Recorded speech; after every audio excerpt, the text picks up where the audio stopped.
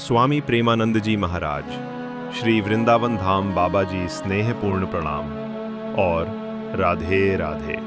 पिछले कुछ वर्षों से आपका स्मरण चिंतन सहज ही हृदय में होता रहता है। मेरे कुछ निकटवर्ती लोग जो मेरे कारावास में आने से पूर्व मेरे साथ ही पास थे, उन्हें मेरे वियोग की पीड़ा असहनीय हुई तो वे वृंदावन आ गए और वहीं स्थायी निवास कर रहे हैं और उन्हें भगवत कृपा की अनुभूति आपके माध्यम से हो रही है।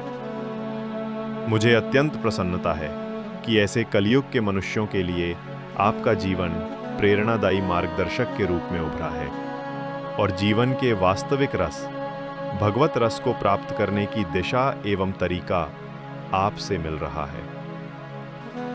स्वनाम धन्य स्वामी प्रेमानंद जी के इस नाम में ही प्रेम का आनंद अर्थपूर्ण हो रहा है। आपके नाम में ही आपका जीवन अर्थ निहित है।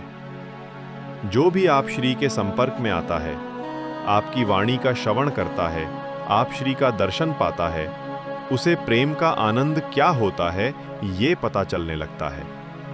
और जीवन में प्रेम का आनंद मिल जाए तो फिर बाकी कुछ पाना करना धरना बचता नहीं है। जिस वास्तविक सुख के लिए दुनिया भाग दौड़ कर रही है, किंतु जिस चरम व परम सुख और आनंद से वंचित हो रही है, उस प्रेम के आनंद को प्राप्त करने में करोड़ों में किसी एक को सफलता मिलती है।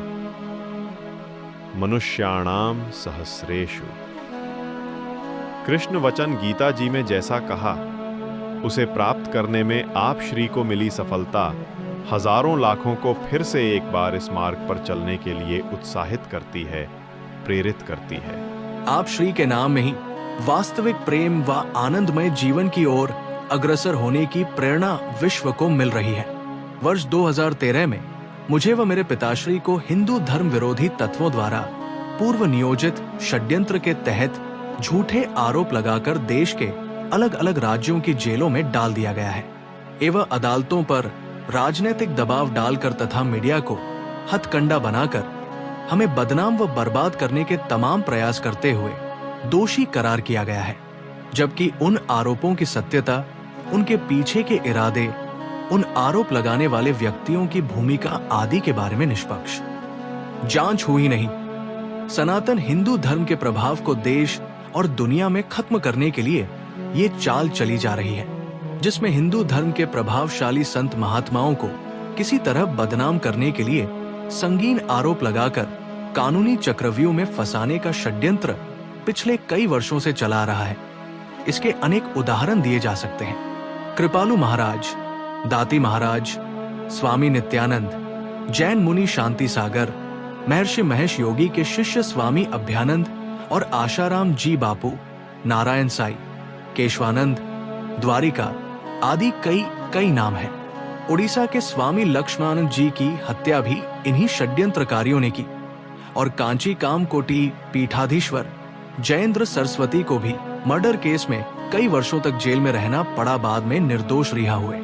कुछ दिन पहले 11 वर्षों के बाद मुझे सिर्फ 3 दिन की छुट्टी मिली। उस दौरान मेरी मुलाकात बापूजी से हुई और आप श्री के बारे में चर्चा हुई। आपके द्वारा भगवत कृपा अनेकों लोगों पर बरस रही है, ये जानकर तथा बापूजी के प्रति आपके सम्मान युक्त भाव को जानकर बापूजी प्रसन्न हुए। बाबाजी, ये भगवत कृपा ही है कि मुझ पर बेबुनियादी 10 वर्षों बाद लगाए गए संगीन आरोपों में पिछले करीब 12 वर्षों से कारावास निर्दोष होने के बावजूद भी मैं भुगत रहा हूँ और समता और प्रसन्नता को बरकरार रख पाया हूँ, वरना इस अन्यायकारी दमन को सहन करते रहना बेहद कठिन होता।